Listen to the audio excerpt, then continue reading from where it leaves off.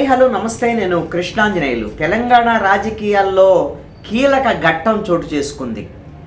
ఎన్నికల నోటిఫికేషన్ రాబోతున్నటువంటి తరుణంలో 24 గంటల ముందుగా బీఆర్ఎస్ కీలక నేత కేసీఆర్ కుమార్తె మాజీ ఎంపీ కవిత, ఇప్పుడు ఎమ్మెల్సీ అనుకుంటా, కవిత అరెస్ట్ అయ్యారు. ఢిల్లీ లిక్కర్ స్కామ్లో కవితని ఎన్ఫోర్స్మెంట్ డైరెక్టరేట్ అధికారులు ఈ రోజున అరెస్ట్ చేశారు, ఢిల్లీకి తరలిస్తున్నారు. ఈ రోజంతా కూడా ఈడీకి సంబంధించినటువంటి అధికారులు తనిఖీలు చేశారు కవిత ఇంట్లో. కవిత అదేవిధంగా కవిత భర్తకు సంబంధించినటువంటి ఆర్థిక లావాదేవీల వివరాలు, వీటికి సంబంధించినటువంటి విషయంలో. అయితే కవిత విచారణకు సంబంధించినటువంటి విషయంలో సుప్రీంకోర్టును ఆశ్రయించి ఉన్నారు. సుప్రీంకోర్టులో ఈ కేసు విచారణ కొనసాగుతుండగానే ఆ విచారణ వాయిదా పడిన గంటల వ్యవధిలోనే ఈడీ అధికారులు హైదరాబాదుకు రావటం, కవిత ఇంట్లో సోదాలు చేయటం, సాయంత్రానికల్లా అరెస్టు ప్రకటించటం, ఢిల్లీకి తరలించడం అనేటువంటిది జరిగిపోయింది. ఇది ఖచ్చితంగా ట్రాన్సిట్ వారెంట్ లేకుండా అక్రమంగా అరెస్ట్ చేస్తున్నారు కవితని అనేటువంటి దాని మీద బీఆర్ఎస్ ఆందోళనకు దిగింది. చాలా కీలకమైనటువంటి పరిణామాలు ఏమిటంటే, ఒకవైపున బీఆర్ఎస్ నేత కవిత అరెస్టు, ఇంకొక వైపున ప్రధానమంత్రి నరేంద్ర మోడీ తెలంగాణలోనే రోడ్ షోలో ఉండటం చాలా కీలకమైనటువంటి అంశంగా ఉంది. అదేవిధంగా 24 గంటల్లో ఎన్నికల నోటిఫికేషన్ రాబోతుంది. కవిత అరెస్టుకి రాజకీయపరమైనటువంటి అంశాలకి ఏమైనా సంబంధం ఉందా లేదా అనేటువంటి విషయాల్లో ఎవరికైనా అనుమానాలు ఉంటే ఉండొచ్చేమో.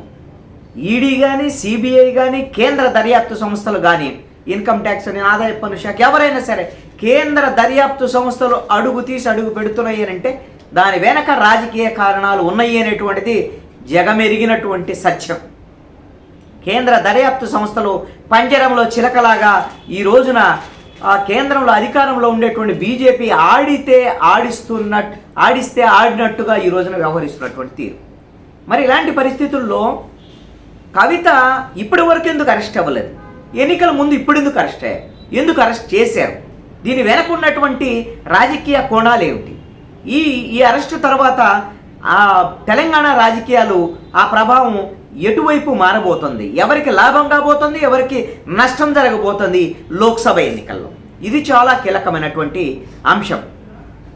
ఇప్పటి వరకు ఉన్నటువంటి వాదన ఏమిటి? బీఆర్ఎస్ బీజేపీ ఒకటే, బీజేపీకి బీఆర్ఎస్ బి టీం, ఇద్దరు కలిసే ఉన్నారు అనేటువంటిది ఇప్పటి వరకు ఉన్న వాదన. ఎందుకుంది ఈ వాదన? ఢిల్లీ లిక్కర్ స్కామ్లో చాలామంది నిందితులు అరెస్ట్ అయ్యారు.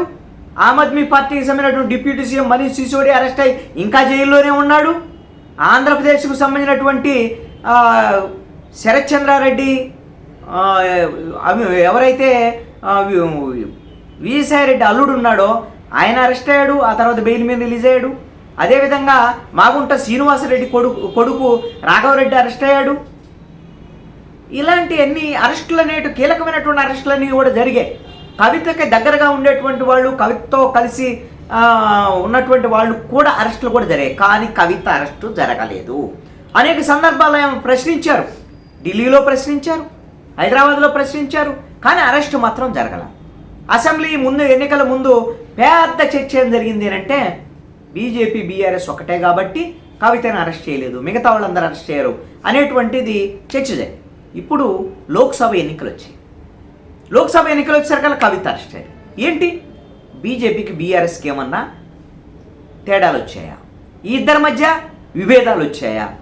బీఆర్ఎస్ని వదులుకోవడానికి బీజేపీ రెడీ అయిందా? అందుకోసమనే ఈ ఎన్నికల్లో బీఆర్ఎస్ను దెబ్బ కొట్టడం కోసమే కవితను అరెస్ట్ చేసిందా? మరి అరెస్ట్ చేస్తే ఇక్కడ 2 కోణాలను మనం గమనించాలి. ఒకవేళ అరెస్ట్ చేస్తే బీఆర్ఎస్కు లాభమా నష్టమా? రాజకీయంగా రాజకీయపరమైనటువంటి అంశాలు నేను మాట్లాడుతున్నా. బీఆర్ఎస్కి ఒక రకంగా లాభం ఉంది, ఒక రకంగా నష్టం ఉంది కవిత అరెస్టు అంశం. ఎందుకు లాభం? ఎలా? బీజేపీ కేంద్రంలో అధికారంలో ఉన్నటువంటి బీజేపీ కక్ష సాధింపుకు పాల్పడుతోంది. తెలంగాణకు సంబంధించినటువంటి బీఆర్ఎస్ నేత కవిత మీద ఈ రోజున ఒక మహిళని కూడా చూడకుండా అరెస్ట్ చేశారు, అన్యాయంగా అరెస్ట్ చేశారు, ఆధారాలు లేవు, నిబంధనలు పాటించలేదు, ఆవిడ కోర్టులు ఆశ్రయించున్నప్పటికీ కూడా ఇంకా కోర్టులు తేలకముందు అరెస్ట్ చేశారు. ఇవన్నీ అంశాలను బీఆర్ఎస్ ముందుకు తీసుకెళ్లి ఎన్నికల్లో సింపతి పొందేదానికి అవకాశాలు కూడా ఉన్నాయి.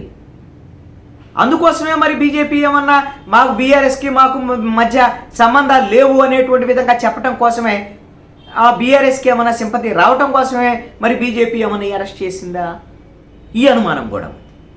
ఇక రెండవ కోణం ఏంటి అని అంటే, బీఆర్ఎస్ నేత కవిత అరెస్ట్ తర్వాత ఈ కేంద్రంలో ఉండేటువంటి బీజేపీ సహకారం కూడా లేదు, ఈ విధంగా ఉంటే బీఆర్ఎస్లో ఉంటే చాలా కష్టము అనేటువంటి దాని మీద బీఆర్ఎస్ నేతలు అటు వెళ్తే బీజేపీలోకి వెళ్తారు, లేదు అంటే కొంతమంది కాంగ్రెస్ క్యూ కట్టేటువంటి పరిస్థితి ఉంటుంది. ఈ ఎన్నికలకు ముందు ఇంకా రేపు నోటిఫికేషన్ వస్తుంది, ఒక నెల రోజుల్లో అక్కడ ఎన్నిక జరిగేయడానికి అవకాశం ఉంటుంది, పోలింగ్ ఉంటుంది. ఈ నెల రోజుల లోపల ఎన్నైనా జరగవచ్చు, ఎన్నైనా చేరికలు ఉండొచ్చు, ఏవైనా కప్పగంతులు ఉండొచ్చు, బీఆర్ఎస్కి తీవ్రమైనటువంటి నష్టం జరిగేటువంటి అవకాశాలు కూడా ఉండొచ్చు. ఇది చాలా కీలకమైనటువంటి అంశంగా ఉంది. ఇప్పుడు అసలుకి ఇది రాజకీయపరమైనటువంటి అరెస్టే, దాంట్లో ఎటువంటి సందేహం లేదు. అలాగని కవిత తప్పు చేశారా ఒప్పు చేశారా అనేటువంటిది మనమేం నిర్ధారించలేము. కానీ ఎన్నికలు సమీపిస్తున్నటువంటి వేళ నోటిఫికేషన్ ముందు ఒకవైపున రోడ్ షో చేస్తూ ప్రధానమంత్రి, ఇంకొక వైపున బీఆర్ఎస్ నేత కవిత అరెస్ట్ అనేటువంటిది పూర్తిగా ఇది రాజకీయపరమైనటువంటి అంశం మీద బీజేపీ తనకు అనుకూలంగా రాజకీయాలు మలుచుకోవడం కోసం బీఆర్ఎస్ వాళ్ళని బెదిరింపులు గురి చేసి బీఆర్ఎస్ వాళ్ళని చేర్చుకోవటం ద్వారాగా ఈ లోక్సభ ఎన్నికల్లో లబ్ధి పొందాలనేది ఒక ఎత్తు అయితే, బీఆర్ఎస్ పని అయిపోయింది, ఇంకా బీఆర్ఎస్ కోట్లేసి ఉపయోగం లేదు, బీజేపీకే వేద్దాం, కాంగ్రెస్కి వ్యతిరేకంగా ఉండేటువంటి వాళ్ళని ప్రజలకైనా భావించారనుకోండి, కాంగ్రెస్కి బీజేపీకి మధ్య మాత్రమే పోరు జరిగేదానికి అవకాశం ఉంటుంది.